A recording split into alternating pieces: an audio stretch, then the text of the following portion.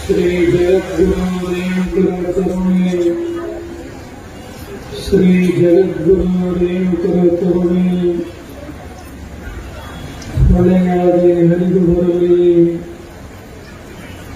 ಹೊಳೆಯಾದೆ ಹರಿದು ಬರಲಿ ಹೊಳೆಯಾದೆ ಹರಿದು ಬರಲಿ ಉದ್ಗೀರ್ ಮಹಾನಗರದ ಶ್ರೀ ಹಾವೇಸ್ವಾಮಿ ದೇವಸ್ಥಾನದ ಸುವರ್ಣ ಕಳಸಾರೋಹಣದ ನಿಮಿತ್ತವಾಗಿ ಶ್ರೀ ಜಗದ್ಗುರು ರೇಣುಕಾಚಾರ್ಯ ಸಭಾಂಗಣದಲ್ಲಿ ಸಂಯೋಜಿಸಿದಂಥ ಅಖಂಡ ಶಿವನಾಮ ಸಪ್ತಾಹದ ನೇತೃತ್ವವನ್ನು ವಹಿಸಿ ನಿಮ್ಮೆಲ್ಲರಿಗೂ ಮಾರ್ಗದರ್ಶನ ನೀಡಿದಂಥ ಉದ್ಗಿರಿ ಹಾವೇಲಿಂಗ ಸ್ವಾಮಿ ಮಠದ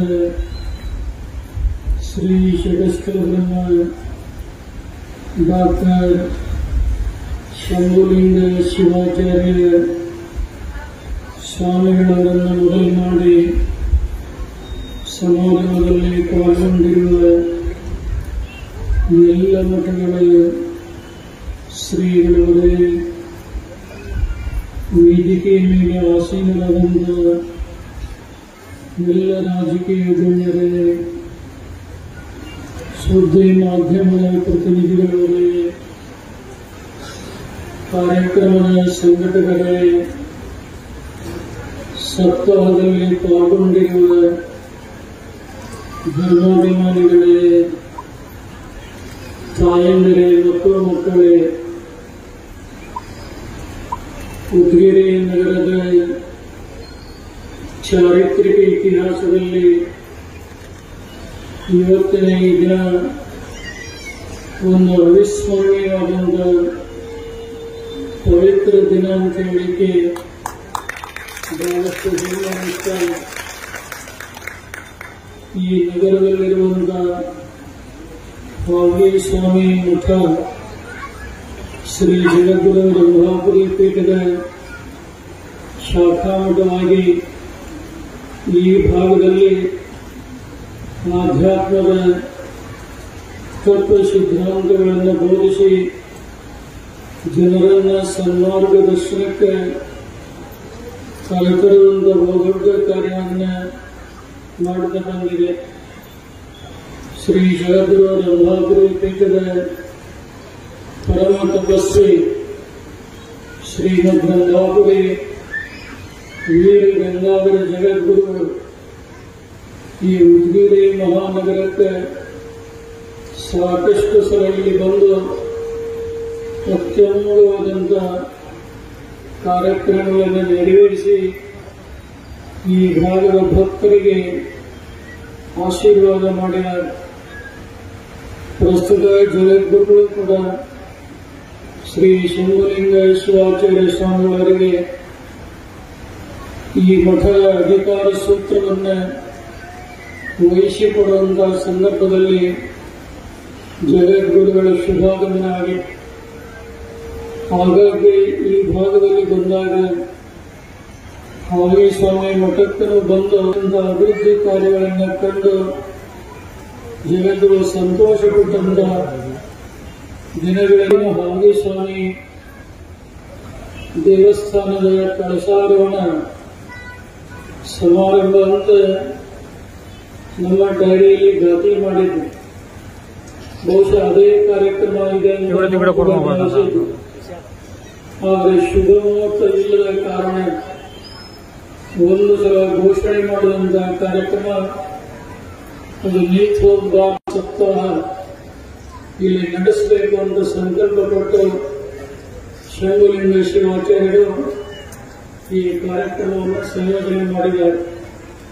ಬಹುಶಃ ಈಗಾಗಲೇ ಇವತ್ತಿಗೆ ಇದು 4ನೇ ದಿನದ ಸಮಾರಂಭ. ಇನ್ನೂ 3 ದಿನಗಳ ಕಾಲ ಈ ಅಖಂಡ ಶಿವನಾಮ ಸಪ್ತಾಹ ಇಲ್ಲಿ ನಡೀತಾ ಇದೆ. ಬಹುಶಃ ಈ ನಾಡಿನ ನಾನಾ ಭಾಗದಲ್ಲಿ ಜಗದವರು ಸಂಚಾರ ಮಾಡ್ತಾರೆ. ಆದರೆ ಮಹಾರಾಷ್ಟ್ರ ಪ್ರಾಂತದಲ್ಲಿ ಇರುವಂತ ಗುರುಭಕ್ತಿ ಬಹುಶಃ ಬೇರೆಯಲ್ಲಿಯೂ ಕೂಡ ಕಾಣಲಿಕ್ಕೆ ಸಾಧ್ಯವಾಗುವುದಿಲ್ಲ ಅಂತ ಗ್ರಾಹಕರಾಗಿದೆ. ಗುರುವನ್ನ ಮಾವಲಿ ಅಂತೇಳಿ ತಾವೆಲ್ಲ ಮರಾಠಿ ಭಾಷೆಯಲ್ಲಿ ಕರೆದು ಗುರುವಿನನ್ನ ಗೌರವಿಸಿ ಅವರಿಂದ ಆಶೀರ್ವಾದವನ್ನು ಪಡೆದುಕೊಳ್ಳುವಂತ ಸತ್ಸಂಪ್ರದಾಯ ತಮ್ಮೆಲ್ಲರಲ್ಲಿರುವುದನ್ನು ನೋಡಿ ಜಗತ್ತಿಗೆ ಅತ್ಯಂತ ಸಂತೋಷ ಅನಿಸ್ತಾ ಇದೆ. ಬಹುಶಃ ಜಗತ್ತಿನಲ್ಲಿ ಶಿವನನ್ನ ಪೂಜೆ ಮಾಡಲಾರದೆ ಇದ್ದವರು ಯಾರೂ ಕೂಡ ಇಲ್ಲ. ಎಲ್ಲರೂ ಕೂಡ ಶಿವನನ್ನ ಪೂಜೆ ಮಾಡಿ ಶಿವನ ಭಜಿಸಿ ಅವರ ಕೃಪಾಶೀರ್ವಾದವನ್ನು ಪಡೆದಂತ ಇತಿಹಾಸವನ್ನು ನಾವೆಲ್ಲ ಕಾಣಲಿಕ್ಕೆ ಸಾಧ್ಯತೆ. ಈ ಮಧುಗಿರಿ ನಗರದಲ್ಲಿ ಕೆಲವರಿಗೆ ಕನ್ನಡ ತಿಳಿಯಬಹುದು, ಇನ್ನು ಅರ್ಧ ಜನಕ್ಕೆ ಕನ್ನಡ ತಿಳಿಯದೇ ಇರಬಹುದು. ಯಾರಿಗೆ ಕನ್ನಡ ಬರ್ತಾ ಇದೆ, ಕನ್ನಡ ತಿಳ್ಕೊಂಡಂತವರು ಮರಾಠಿ ಬಂದಂತವರಿಗೆ ನಮ್ಮ ಈ ವಿಚಾರಧಾರೆಗಳನ್ನ ನಾವು ಸೂಚ್ಯವಾಗಿ ಅವರಿಗೆ ಮನವರಿಕೆಯನ್ನು ಮಾಡಿಕೊಡ್ತೀರಿ ಅಂತೇಳಿ ಭಾವಿಸ್ತಾ ಇದ್ದೇವೆ. ಶಿವನನ್ನ ಪೂಜೆ ಮಾಡಿದರೆ ಸಕಲ ದೇವಾನುದೇವತೆಗಳನ್ನ ಪೂಜೆ ಮಾಡಿದಂತ ಫಲವನ್ನ ನಾವೆಲ್ಲ ಪಡೆಯಲಿಕ್ಕೆ ಸಾಧ್ಯ ಇದೆ. ವೈಷ್ಣವ ಪುರಾಣದಲ್ಲಿ ಒಂದು ಮಾತು ಬರ್ತಾ ಇದೆ, ಬ್ರಹ್ಮಣ ಸೃಷ್ಟಿ ಕರ್ತೃತ್ವ ವಿಷ್ಣುರ್ಧಾನವ ಮಕರಂ ಸ್ವರ್ಗಾಧಿಪತ್ಯಂ ಇಂದ್ರಸ್ಯ ಶಿವಪೂಜಾ ವಿವೇಕ್ ಫಲಂ. ಬ್ರಹ್ಮ ಈ ಸೃಷ್ಟಿ ಕಾರ್ಯವನ್ನ ಮಾಡುವಂತಹ ಸಂದರ್ಭದಲ್ಲಿ ಬಹುಶಃ ಅಡ್ಡಡ್ಡ ಇರುವಂತ ಪ್ರಾಣಿಗಳನ್ನ ಸೃಷ್ಟಿ ಮಾಡಿದ, ಆದರೆ ಪ್ರಜ್ಞೆಯುಳ್ಳಂತ ವಿದ್ಯನೆಯ ಮನುಷ್ಯನನ್ನ ಜೀವರಾಶಿಯನ್ನು ಸೃಷ್ಟಿ ಮಾಡಲಿಕ್ಕಾಗಲಿಲ್ಲ. ಆವಾಗ ಬ್ರಹ್ಮ ಶಿವನನ್ನ ಮೊರೆಹೊಕ್ಕಾಗ ಶಿವನು ಅಪ್ರಾಕೃತ ಸೃಷ್ಟಿಯನ್ನು ನಿರ್ಮಾಣ ಮಾಡಿ ದೇವಗಣಗಳನ್ನ ಪ್ರಮುಖ ಗಣಗಳನ್ನ ನಿರ್ಮಾಣ ಮಾಡಿ ಸೃಷ್ಟಿಯ ರಹಸ್ಯವನ್ನ ಬ್ರಹ್ಮನಿಗೆ ಮನವರಿಕೆ ಮಾಡಿಕೊಟ್ಟಂತ ಇತಿಹಾಸ ಇದೆ. ಏನು ಬ್ರಹ್ಮ ಸೃಷ್ಟಿ ಕಾರ್ಯ ಏನಾದರೂ ಮಾಡಿದ್ದು ಇತ್ತು ಅಂದ್ರೆ ಅದು ಪರಶಿವನ ಕೃಪಾಶೀರ್ವಾದದಿಂದ ಅನ್ನುವಂಥದ್ದನ್ನು ನಾವು ಮರೆಯುವಂತಿಲ್ಲ. ಎರಡನೇದಾಗಿ ವಿಷ್ಣು ದಾನವ ಮರ್ದನ ದುಷ್ಟರಾದಂತ ರಾಕ್ಷಸರನ್ನ ವಿಷ್ಣು ಸಂಹಾರ ಮಾಡಿದ. ಆ ವಿಷ್ಣುವಿಗೆ ಅಂತ ಶಕ್ತಿ ಯಾವುದರಿಂದ ಬಂತು ಅಂದ್ರೆ ಆ ವಿಷ್ಣು ದಿನನಿತ್ಯದಲ್ಲಿ ಒಂದಲ್ಲ ಎರಡಲ್ಲ 1000 ಕಮಲಗಳಿಂದ ಪೂಜೆ ಮಾಡ್ತಾ ಇದ್ದ. ಒಂದು ದಿನ 1000 ಕಮಲಗಳಲ್ಲಿ ಒಂದು ಕಮಲ ಅದೃಶ್ಯವಾಯಿತು, ಕಣ್ಣಿಗೆ ಕಾಣದಂತಾಯಿತು. ಆವಾಗ ಒಂದೇ ಒಂದು ಗಳಿಗೆ ವಿಷ್ಣು ವಿಚಾರ ಮಾಡಿ ಪರಶುರಾಮನ ಭಕ್ತಿಯ ಪರೀಕ್ಷೆಯನ್ನ ಮಾಡ್ತಾ ಇದ್ದಾನೆ ಅಂತ ಅನಿಸ್ತಾ ಇದೆ. ಇದರಲ್ಲಿ ನಾನು ಅನುತ್ತೀರ್ಣನಾಗಬಾರದು, ಇದರಲ್ಲಿ ನಾನು ಜಯಶಾಲಿ ಆಗಬೇಕು ಅಂತೇಳಿ ತನ್ನ ಒಂದು ಕಣ್ಣನ್ನ ಕಿತ್ತು ಶಿವನಿಗೆ ಸಮರ್ಪಣೆ ಮಾಡ್ತಾನೆ. ಅವಾಗ ವಿಷ್ಣುವಿನ ಭಕ್ತಿಗೆ ಶಿವನ ಪ್ರತ್ಯಕ್ಷವಾಗಿ ಆ ವಿಷ್ಣುವಿಗೆ ಸುದರ್ಶನಾಸ್ತ್ರವನ್ನ ಅನುಗ್ರಹ ಮಾಡಿದ. ಆ ಸುದರ್ಶನಾಸ್ತ್ರದ ಬಲದಿಂದ ದುಷ್ಟರಾದಂತ ರಾಕ್ಷಸರನ್ನ ಸಂಹಾರ ಮಾಡಿ ದೇವಾನುದೇವತೆಗಳಿಗೆ ಋಷಿ ಮುನಿಗಳಿಗೆ ಸಂತೋಷವನ್ನು ತಂದನ್ನುವಂತ ಇತಿಹಾಸ ಇದೆ. ಏನು ದುಷ್ಟರಾದಂತಹ ಶಕ್ತಿಯನ್ನ ನಾಶ ಮಾಡುವಂತಹ ಶಕ್ತಿ ಅದೇನಾದರೂ ಬಂದಿದ್ರೆ ವಿಷ್ಣುವಿಗೆ ಶಿವನ ಪೂಜೆಯಿಂದ ಹೊರತು ಬೇರೆ ಯಾವುದರಿಂದಲೂ ಕೂಡ ಅಲ್ಲ ಅನ್ನೋದನ್ನ ಇಲ್ಲಿ ಮನವರಿಕೆಯನ್ನು ಮಾಡಿಕೊಡಬೇಕಾದ್ರೆ ಇನ್ನ ಸ್ವರ್ಗಾಧಿಪತಿಯಾದಂತ ಇಂದ್ರ ಕಳ್ಕೊಂಡಂತ ಸಂಪತ್ತನ್ನ ತಿರುಗಿ ಪಡಿಬೇಕಾದ್ರೆ ಅವನು ಕೂಡ ಶಿವನನ್ನ ಪೂಜೆ ಮಾಡಿದ. ದೇವಲೋಕದಿಂದ ದುರ್ವಾಸ ಮಹರ್ಷಿಗಳು ಪರಮಾತ್ಮನ ಆಶೀರ್ವಾದವನ್ನು ಪಡ್ಕೊಂಡು ಬರ್ತಾ ಇತ್ತು. ಎದುರಿಗೆ ಇಂದ್ರ ಸಿಕ್ಕಾಗ ಆ ದುರ್ವಾಸ ಮಹರ್ಷಿಗಳಂದ್ರು ಪರಮಾತ್ಮನಿಂದ ಆಶೀರ್ವಾದ ಪಡೆದಂತ ಅಷ್ಟೈಶ್ವರ್ಯಯುಕ್ತವಾದಂತ ಸುಗಂಧ ಪುಷ್ಪ ಮಾಲಿಕೆಯನ್ನು ಸರ್ವಸಂಗ ಪರಿತ್ಯಾಗಿಯಾದ ಸನ್ಯಾಸಿಯಾದ ನಾನು ಅದನ್ನು ಇಟ್ಟುಕೊಂಡು ಏನ್ ಮಾಡೋದಿದೆ, ಆ ಅಮೂಲ್ಯವಾದಂತ ಸುಗಂಧ ಪುಷ್ಪ ಮಾಲಿಕೆಯನ್ನ ಇಂದ್ರನಿಗೆ ಕೊಟ್ಟು ಆಶೀರ್ವಾದ ಮಾಡಿದರೆ ಆತನ ಸಂಪತ್ತು ಇನ್ನಷ್ಟು ಸಂವರ್ಧನೆ ಅಧಿಕಲ್ಲ ಅನ್ನುವಂಥ ಭಾವನೆಯಿಂದ ಇಂದ್ರನಿಗೆ ಆಶೀರ್ವಾದ ಕೊಡ್ತಾರೆ. ಆಶೀರ್ವಾದ ಪಡೆದಂತ ಇಂದ್ರ ಆ ಸುಗಂಧ ಪುಷ್ಪ ಮಾಲಿಕೆಯನ್ನು ತನ್ನ ಐರಾವತದ ತಲೆಯ ಮೇಲೆ ಹಾಕಿದಾಗ ಅದರಲ್ಲಿರುವಂತಹ ಮಧುವನ್ನು ಕುಡಿಯುವುದಕ್ಕಾಗಿ ದುಂಬಿಗಳು ಬಂದು ಮುತ್ತಿಕ್ಕಿತು.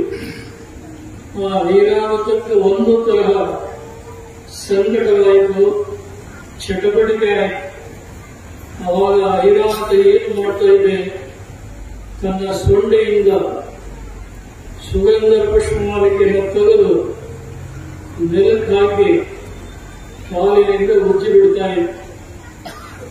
ಈ ದೃಶ್ಯವನ್ನ ಯಾರಾದರೂ ಪದರಂದ್ರೆ ಆತ ದುರ್ವಾಸ ಮಹರ್ಷಿ ಇವತ್ತು ಕೂಡ ಸಮಾಜದಲ್ಲಿ ಯಾರಾದರೂ ಸಿಟ್ಟಿನವರಿದ್ರೆ ನೀವು ಹೇಳ್ತೀರಿ ನೋಡಿ, ಅವನು ಕೂಡ ಮಾತಾಡುವಾಗ ಬಹಳ ಹುಷಾರಾಗಿರು, ಅವನು ದುರ್ವಾಸ ಇದ್ದವಾಗ ನಾನು ಬಹಳ ಸಿಟ್ಟಿನ ಮನುಷ್ಯ ಅಲ್ಲ ಅಂತ ಇವತ್ತು ಕೂಡ ನೆನಪಿಸಿಕೊಡ್ತಾ ಇದ್ದೀನಿ. ಈ ಸುಗಂಧ ಪುಷ್ಪ ಮಾಲಿಕೆಯ ಗೌರವ ಘನತೆಯಿಂದ ತಿಳಿಯಲಾದೆಯೋ ಅದಕ್ಕೆ ಕಾರಣವಾಗಿರುವಂತ ಈ ಎಲ್ಲ ಸಂಪತ್ತು ಸಮುದ್ರದ ಪಾಲಾಗಲಿ ಅಂತೇಳಿ ಶಾಪ ಕೊಟ್ಟು ಬಿಟ್ಟ. ಕೊಡುವುದಷ್ಟೇ ತರ ನಾನು ಪರಿಹಾರ ಮಾರ್ಗ ಹೇಗೆ ಅಂತ ಪ್ರಾರ್ಥನೆ ಮಾಡಿದಾಗ ದುರ್ವಾಸ ಮಹರ್ಷಿಗಳನ್ನು ಕಳ್ಕೊಂಡಂತ ನಿನ್ನ ಸಂಪತ್ತು ತಿರುಗಿ ಬರಬೇಕಾಗಿತ್ತು ಅಂದ್ರೆ ನೀನು ಶಿವನನ್ನ ಪೂಜೆ ಮಾಡು, ಅವಾಗ ಕಳ್ಕೊಂಡಂತ ಸಂಪತ್ತು ಪುನಃ ನಿನಗೆ ತಿರುಗಿ ಬರ್ತಾ ಇದೆ. ಅವಾಗ ಇಂದ ಶಿವನನ್ನ ಭಕ್ತಿ ಶ್ರದ್ಧೆಯಿಂದ ಪೂಜೆ ಮಾಡಿ ಕಳ್ಕೊಂಡಂತ ಸಂಪತ್ತನ್ನ ತಿರುಗಿ ಪಡೆದಂತ ಇತಿಹಾಸವನ್ನ ನಾವೆಲ್ಲ ಕಾಣ್ತಾ ಇದೆ. ಮತ್ತು ಶಿವನ ಮಹಿಮೆ ಎಷ್ಟು ಕೊಂಡಾಡಿದ್ರೂ ಕೂಡ ಕವಿಯೇ. ಸಪ್ತಕೋಟಿ ಮಹಾಮಂತ್ರಗಳಲ್ಲಿ ಶಿವ ಪಂಚಾಕ್ಷರಿ ಮಂತ್ರ ಇದೆ, ಅತ್ಯಂತ ಸರ್ವಶ್ರೇಷ್ಠ. ಒಂದಲ್ಲ ಎರಡಲ್ಲ, ಸಪ್ತಕೋಟಿ ಮಹಾಮಂತ್ರಗಳ ಪ್ರತಿಯೊಂದು ಅಕ್ಷರಗಳಲ್ಲಿ ಮಂತ್ರದ ಶಕ್ತಿ ಇದೆ. ಅದನ್ನ ಕ್ರಮವಹಿಸಲು ಗುರುಮುಖದಿಂದ ಜಪಿಸಿದರೆ ಅದರಿಂದ ಫಲವನ್ನ ಪಡೆಯಲಿಕ್ಕೆ ಸಾಧ್ಯವಾಗ್ತದೆ. ಆ ಸಪ್ತಕೋಟಿ ಮಹಾಮಂತ್ರಗಳಲ್ಲಿ ಶಿವಪಂಚಾಕ್ಷರಿ ಮಂತ್ರ ಸರ್ವಶ್ರೇಷ್ಠ. ಅದು ಯಾಕೆ ಅನ್ನೋದು ಬ್ರಹ್ಮ ವಿಷ್ಣು ಮೊದಲು ಮಾಡಿ ಸಕಲ ದೇವಾನುದೇವತೆಗಳಲ್ಲಿ ಶಿವನ ಹೇಗೆ ಅಗ್ರಗಣ್ಯನ ಹಾಗೆ ಎಲ್ಲ ಮಂತ್ರಗಳಿಗೆ ಶಿಖಾಪ್ರಾಯವಾಗಿ ಶಿವ ಪಂಚಾಕ್ಷರಿ ಮಂತ್ರ ಇದೆ ಅನ್ನೋದನ್ನು ನಾವ್ಯಾರೂ ಕೂಡ ಮರೆಯಲ್ಲ. ಶಿವ ಪಂಚಾಕ್ಷರಿ ಮಂತ್ರದ ಜಪ ಮತ್ತು ಅನುಷ್ಠಾನದಿಂದ ಮನುಷ್ಯನ ಇಷ್ಟಾರ್ಥಗಳು ಪರಿಪೂರ್ಣ ಆಗುವುದರಲ್ಲಿ ಯಾವುದೇ ಸಂದೇಹ ಇಲ್ಲ. ಇವತ್ತು ವೀರಶೈವರು ಪೂಜೆ ಮಾಡುವಂತಹ ಕನಿಷ್ಠರಿಂದ ಜಗದ್ಗುರು ರೇಣುಕಾಚಾರ್ಯರು ಹೇಳ್ತಾ ಇದ್ದಾರೆ, ಇಷ್ಟಲಿಂಗಮಿದಂ ಸಾಕ್ಷಾತ್ ಅನಿಷ್ಟ ಪರಿಹಾರಕವನ್ನು. ಮನುಷ್ಯನಿಗೆ ಬರುವಂತಹ ಅನಿಷ್ಟಗಳನ್ನು ದೂರ ಮಾಡಿ ಇಷ್ಟಾರ್ಥಗಳನ್ನು ಕೊಡುವಂತಹ ಶಕ್ತಿ ಇಷ್ಟಲಿಂಗದಲ್ಲಿ ಇದೆ. ಅದಕ್ಕಾಗಿ ಆ ಇಷ್ಟಲಿಂಗದ ಮಹಿಮೆಯನ್ನು ಕಂಡು ಭಕ್ತಿಗೊಂಡಾರೆ ಬಸವಣ್ಣವರು ತಮ್ಮ ಒಂದು ವಚನದಲ್ಲಿ ಜಗದಗಲು ಮುಗಿಲಗಲು ನಿರಿಯಗಲ ನಿಮ್ಮಗಲ ಆಕಾರದಿಂದ ಅರ್ಥಾರ್ಥ ನಿಮ್ಮ ಶ್ರೀ ಚರಣ, ಬ್ರಹ್ಮಾಂಡದಿಂದ ಅರ್ಥಾರ್ಥ ನಿಮ್ಮ ಶ್ರೀ ಮುಕುಟ, ಅಗಮ್ಯ ಅಗೋಚರ ರೂಪದಿಂದ ಕೂಡಲ ಸಂಗಮ ದೇವ ಎನ್ನ ಪರಸ್ಪರಕ್ಕೆ ಬಂದು ಚುರುಕಾಗಿದೆಯ. ಈ ಜಗತ್ತನ್ನು ವ್ಯಾಪಿಸಿಕೊಂಡ ಪರಮಾತ್ಮ ಭಕ್ತರಿಗೆ ಪೂಜೆಗೆ ಅನುಕೂಲ ಆಗಲಿ ಅಂತೇಳಿ ಪರಮಿಷ್ಠಲಿಂಗವಾಗಿ ಅಂಗುಷ್ಟ ಮಾತ್ರವಾಗಿ ನಮ್ಮ ಕೈಯಲ್ಲಿ ಅವನು ಬಂದು ಪೂಜೆ ಕೊಡ್ತಾ ಇದ್ದಾನೆ. ಅದಕ್ಕಂತ ಸರ್ವಶ್ರೇಷ್ಠವಾದಂತ ಇಷ್ಟಲಿಂಗದ ಪೂಜೆಯನ್ನು ಎಲ್ಲರೂ ಕೂಡ ಮಾಡಿ ಜೀವನ್ಮುಕ್ತಿಯನ್ನು ಹೊಂದಲಿಕ್ಕೆ ಪ್ರಾಮಾಣಿಕ ಪ್ರಯತ್ನವನ್ನು ಮಾಡಬೇಕಾಗಿದೆ. ಬಹುಶಃ ಮಂತ್ರ ಏನಿದೆ ಆ ಜಪ ಮಾಡುವಾಗ ಜಗದ್ಗುರು ರೇಣುಕಾಚಾರ್ಯರು ಸಿದ್ಧಾಂತ ಶಿಖಾಮಣಿಯಲ್ಲಿ ಸ್ಪಷ್ಟವಾಗಿ ಹೇಳ್ತಾ ಇದ್ದಾರೆ, ವಾಚಿಕ ಜಪ, ಉಪವಾಸ ಜಪ, ಮಾನಸಿಕ ಜಪ, 3 ತೆರನಾದಂತ ಜಪಗಳನ್ನು ಹೇಳ್ತಾರೆ. ವಾಚಿಕ ಜಪ ಅಂದ್ರೆ ನಾವು ಜಪ ಮಾಡುವಂತಹ ಮಂತ್ರ ಪಕ್ಕದಲ್ಲಿದ್ದವರಿಗೆ ಕೇಳುವಂತಹ ರೀತಿಯಲ್ಲಿ ಗಟ್ಟಿಯಾಗಿ ಹೇಳೋದಕ್ಕೆ ವಾಚಿಕ ಜಪ ಅಂತಾರೆ. ಅದೇ ಮಂತ್ರ ಇನ್ನೊಬ್ಬರಿಗೆ ಕೇಳುವಂತಿಲ್ಲ, ತುಟಿ ಮಾತ್ರ ಅಲ್ಲಾಡ್ತಾ ಮಾಡುವಂತಹ ಮಂತ್ರಕ್ಕೆ ಉಪವಾಸ ಜಪ ಅಂತಾರೆ. ಇನ್ನೊಬ್ಬರಿಗೆ ಕೇಳುವಂತಿಲ್ಲ, ತುಟಿನೂ ಕೂಡ ಅಲ್ಲಾಡುವಂತಿಲ್ಲ, ಮನಸ್ಸಿನಿಂದ ಜಪ ಮಾಡಿದರೆ ಅದನ್ನ ಮಾನಸಿಕ ಜಪ ಅಂತ ಕರೀತಾರೆ. ಈ 3 ಜಪಗಳಲ್ಲಿ ಮಾನಸಿಕ ಜಪ ಸರ್ವಶ್ರೇಷ್ಠ. ಆದರೆ ಮಾನಸಿಕ ಜಪ ಮಾಡಲಿಕ್ಕೆ ಎಲ್ಲರಿಗೂ ಕೂಡ ಸಾಧ್ಯ ಇಲ್ಲ. ಯಾಕಂದ್ರೆ ಮನುಷ್ಯನ ಮನಸ್ಸು ಬಹಳ ಚಂಚಲ. ಈ ಮನಸ್ಸು ಮಂಗದಂತೆ ಎಲ್ಲೆಲ್ಲೂ ಓಡಾಡ್ತಾ ಇದೆ. ಒಬ್ಬ ಆಧುನಿಕ ಕಡೆ ಹೇಳ್ತಾರೆ, ಮೋಟರ್ ಒಳಗೆ ಡ್ರೈವರ್ ಮುಂದ, ಡ್ರೈವರ್ಗಿಂತ ಇಂಜಿನ್ ಮುಂದ, ಇಂಜಿನ್ಗಿಂತ ವೇಗ ಮುಂದ, ವೇಗಕ್ಕಿಂತ ಗಾಡಿ ಮುಂದ, ಗಾಡಿಗಿಂತ ಮನುಷ್ಯನ ಮನಸ್ಸು ಮುಂದ. ಇಷ್ಟು ಈ ಮನಸ್ಸು ಓಡ್ತಾ ಇದೆ. ಅದಕ್ಕಾಗಿ ಹೇಳ್ತಾರೆ, ಸಾಧನೆ ಮಾಡಿದಂಥವರಿಗೆ ಮಾತ್ರ ಮಾನಸಿಕ ಜಪ ಸಾಧ್ಯ ಹೊರತು ಸಾಮಾನ್ಯರಿಗೆ ಮಾಡಲಿಕ್ಕೆ ಸಾಧ್ಯ ಇಲ್ಲ. ಅದಕ್ಕೆ ಮೊದಲನೇಗಾಂತ ವಾಚಿಕ ಜಪ ಬೇಡ, ಕೊನೆಗಾಂತ ಮಾನಸಿಕ ಜಪ ಬಹಳ ಕಷ್ಟ.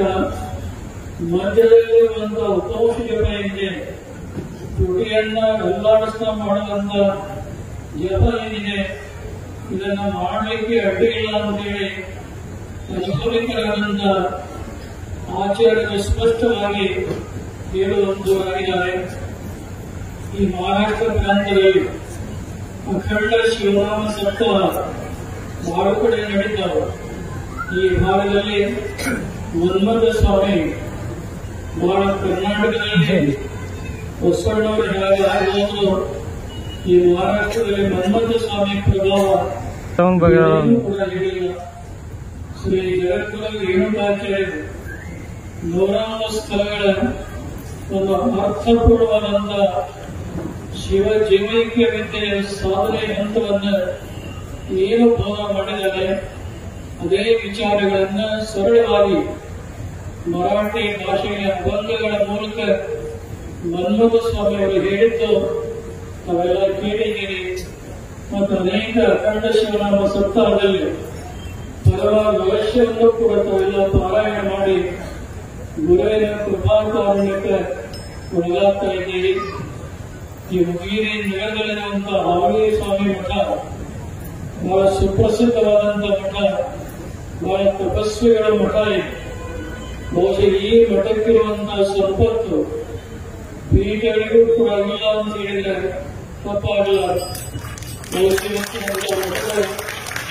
ಒಂದು ಸಾರ್ವಭೌಮ ಅಧಿಕಾರವನ್ನು ಹಿಂದೂ ಮುಂದೆ ನೋಡದೆ ಶ್ರೀ ಶಂಭುಲಿಂಗ ಶಿವಾಚಾರ್ಯರಿಗೆ ಪೀಠದ ಆದೇಶ ಪತ್ರವನ್ನು ಅನುಗ್ರಹಿಸಿ ಆಶೀರ್ವಾದ ಮಾಡಿ ಇವತ್ತು ಈ ಉಜಿರೆ ಸ್ವಾಮಿ ಮಠಕ್ಕೆ ಸಂಬಂಧಪಟ್ಟಂತ ಗುಣವಾಗಿರ್ಬೋದು, ಇನ್ನು ಅನೇಕ ಪ್ರದೇಶಗಳಲ್ಲಿರುವಂತಹ ಮಠಗಳು ಜೀರ್ಣ ಆಗಿವೆ.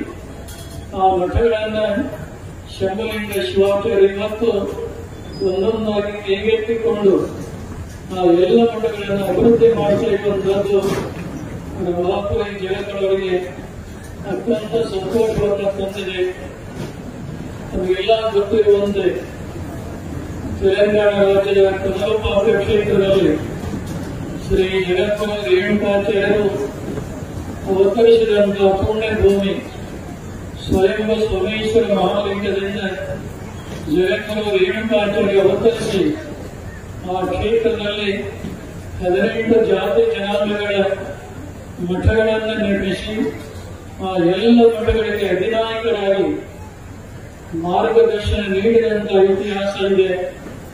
ಅಸ್ಪೃಶ್ಯರ ಉದ್ಧಾರವಾಗಿರಲಿ, ಮಹಿಳೆಯರಿಗೆ ಧಾರ್ಮಿಕ ಸ್ವಾತಂತ್ರ್ಯವಾಗಿರಲಿ, ಈ ನಾಡಿಗೆ ಅನ್ನವನ್ನು ನೀಡುವಂತಹ ರೈತನ ಬಾಳಿಗೆ ಉಜ್ವಲ ಬೆಳಕನ್ನು ಕರುಣಿಸಿದಂತ ಜಗದ್ಗುರು ರೇಣುಕಾಚಾರ್ಯರ ವಿಚಾರ ಚಿಂತನೆಗಳು ಒಂದು ವರ್ಗಕ್ಕಲ್ಲ, ಒಂದು ಸಮುದಾಯಕ್ಕಲ್ಲ, ಬದುಕಿ ಬಾಳುವಂತಹ ಎಲ್ಲಾ ವರ್ಗದ ಜನರಿಗೆ ಭಾರಿ ದೀಪವಾಗಿವೆ ಅನ್ನೋದನ್ನು ಹೇಳಲಿಕ್ಕೆ ಮರೆಯುವುದಿಲ್ಲ.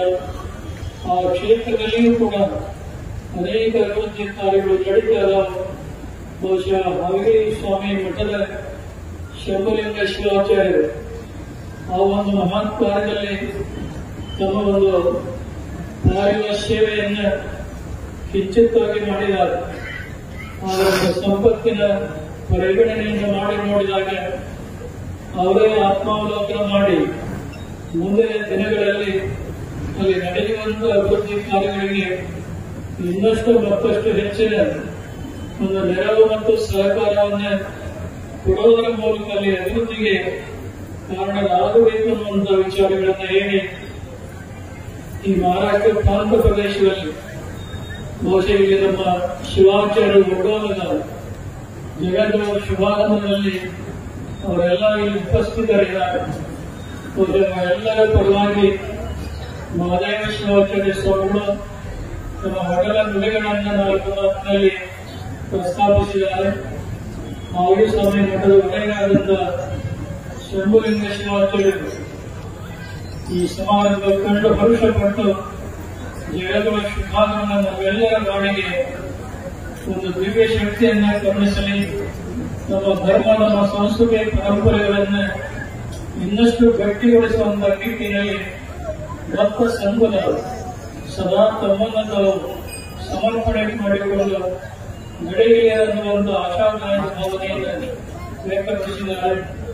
ಜಗದ್ಗುರು ಕಲಬುರಗಿ ಜಿಲ್ಲೆ ಚಿಕಾಗೋಡ್ ತಾಲೂಕಿಗೂ ಮೊದಲು ಈಗ ಕಾಳಗಿನೇ ತಾಲೂಕಾ ಕೇಂದ್ರವಾಗಿ ಮಾರ್ಪಟ್ಟಿದೆ.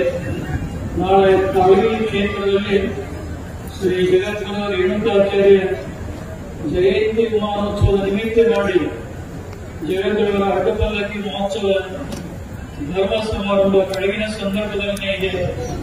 ಹೀಗಾಗಿ ಜಗದ್ಗುರು ಈ ಸಮಾರಂಭದಲ್ಲಿ ಹೆಚ್ಚು ಸಮಯವನ್ನು ಕಳೆಯದೆ ಜಗದ್ಗುರು ಮುಂದೆ ಪ್ರಯಾಣ ಮಾಡಬೇಕಾಗಿರುವುದರಿಂದ ಮತ್ತು ನಾವೆಲ್ಲ ಹೆಚ್ಚಿನ ಸಂಖ್ಯೆಯಲ್ಲಿ ಮರಾಠಿ ಭಾಷೆ ಬಲವನ್ನವರಿದ್ದೀರಿ. ಜಗದ್ಗುರುವರ ಮಾತೃಭಾಷೆ ಕನ್ನಡ ಆಗಿರುವುದರಿಂದ ಕನ್ನಡ ಬಲ್ಲವರಿಗೆ ಮಾತ್ರ ಗೊತ್ತು. ಮೌನವಾಗಿ ನೀವೇನು ಕೇಳಿರಿ, ಹೇಳಿದ್ದು ನಿಮ್ಮೆಲ್ಲರಿಗೆ ಅದು ಫಲಪ್ರಾಪ್ತಿಯಾಗಿ ನಿಮ್ಮ ಜೀವನದಲ್ಲಿ ಶ್ರೇಯಸ್ಸನ್ನು ಉಂಟು ಮಾಡಲಿ ಅನ್ನುವಂತಹ ಆಶಾದಾಯಕ ಭಾವನೆಯನ್ನು ವ್ಯಕ್ತಪಡಿಸಿ ಶ್ರೀ ಶಂಭುಲಿಂಗ ಶಿವಾಚಾರ್ಯ ಮೇಲೆ, ಈ ನಾಗೇಸ್ವಾಮಿ ಮಠದ ಸದ್ಭಕ್ತರ ಮೇಲೆ ಮಹಾಪರಿ ಜಗದ್ಗುರುವರ ಆಶೀರ್ವಾದ ಇಂದು ಇತ್ತು, ಇವತ್ತು ಇದೆ, ಮುಂದೂ ಕೂಡ ಕಾಲಾಂತರದಲ್ಲಿ ಅದು ಯಾವಾಗಲೂ ಇದ್ದೇ ಇರ್ತಾ ಇದೆ. ಗುರು ಶಿಷ್ಯರ ಸಂಬಂಧ, ಅದರ ಅವಿನಾಭಾವ ಸಂಬಂಧ, ನಿತ್ಯ ನಿರಂತರವಾದಂತಹ ಸಂಬಂಧ ಅನ್ನೋದನ್ನು ತಮ್ಮೆಲ್ಲರ ನೆನಪಿಗೆ ಬರಮಾಡ್ತಾ ಈ ಪವಿತ್ರ ಸಮಾರಂಭದಲ್ಲಿ ಪಾಲ್ಗೊಂಡಿರುವಂತಹ ತಮ್ಮೆಲ್ಲರಿಗೆ, ವೇದಿಕೆ ಮೇಲಿರುವಂತಹ ಎಲ್ಲ ಗಣ್ಯಮಾನ್ಯರಿಗೆ, ಸೇವಾ ಮಾಡಿದಂತಹ ಎಲ್ಲ ಸದ್ಭಕ್ತರಿಗೆ, ಆಗಮಿಸಿದಂತಹ ಎಲ್ಲ ಶ್ರೀಗಳವರಿಗೆ ಪರಮದಯ ಪಾರ್ವತಿ ಪರಮೇಶ್ವರರು, ಜಗದಾದಿದೇವರು, ರೇಣುಕಾರಿ ಪಂಚಾಚಾರ್ಯರು, ಮಹಾಪುರಿ ಪೀಠದ ಕ್ಷೇತ್ರನಾಥನಾಗಿ ಪೂಜೆಗೊಳ್ಳುವಂತಹ ವೀರಭದ್ರ ಸ್ವಾಮಿ, ನೀವೆಲ್ಲರಿಗೂ ಆಯುಷ್ಯ, ಆರೋಗ್ಯ, ಭಾಗ್ಯ, ಸುಖ ಸಂಪದಗಳನ್ನು ಕರುಣಿಸಲಿ ಅಂತ ಹೃದಯ ತುಂಬಿ ಹಾರೈಸಿ ಈ ಅಲ್ಪ ಸಂದೇಶಕ್ಕೆ विराम पडता ईश्वर पुढून सर का महाराज सगळे इकडे बघा समोर.